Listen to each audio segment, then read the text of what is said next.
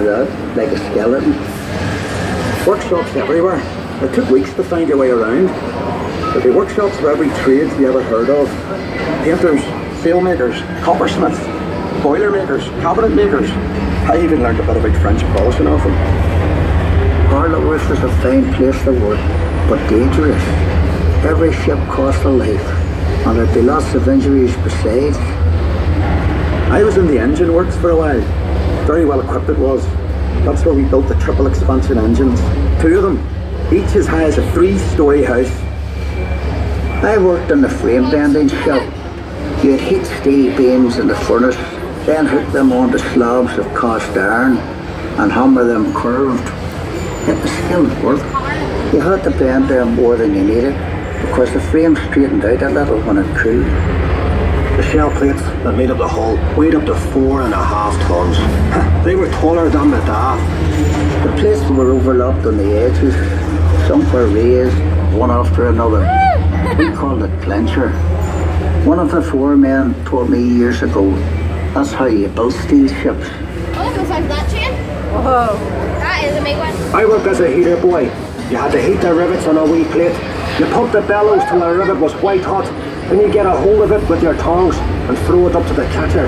And he put it in the hole in the plate with the holder up. There were 2 of us on the other side of the plate with the holder up. We had to hammer the rivet so it filled the hole before it turned dull red. The double bottom. That's a wee space we called the tanks, made up of steel plates.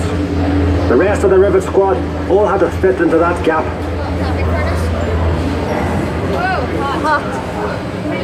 Wow. One of the foremen would check each rivet with a special hammer. If it made a ringing sound, we'd have to go back and chase it out after work. I'd get scared working down in that double bottom. You only had candles for light. And the constant hammering against the shell plates. You could hear it all over Belfast.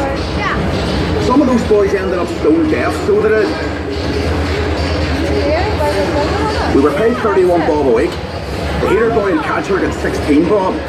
But we all worked the same 54 hours.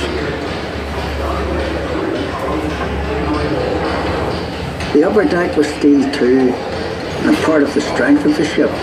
There's no straight lines in a ship, and when you look down the weather deck, you can see the sheer of her hull, but stopped her reflection at sea. The stern frame had to be strong enough to take the rudder turning in heavy seas. You'd have all these timbers and guy wires to steady the frame, and men scurrying around like ants underneath. When we came to launch day, I was torn between pride and fear. The standing ways were coated in tallow, train oil and soft soap. So the ship would slide when they shifted her weight off the blocks. That was the most dangerous part. And the shipwrights were knocking away the last props. They were under compression, you see, and the sliding ways would be released by the hydraulic trigger. Oh, it's part of the ride. That was part of the ride. Yeah, that's part of the ride. 100,000 people watched the launch. Some paid a bob to sit in the reserved seating. There were extra trams laid on. Then we all went off to the pub to wish her well. Doc, you were proud to be an island man that day. And Titanic was the pride of Belfast. Hello, that's a big guy that looks like there's people behind the door. That's the moment. Oh, here we are. Thank you.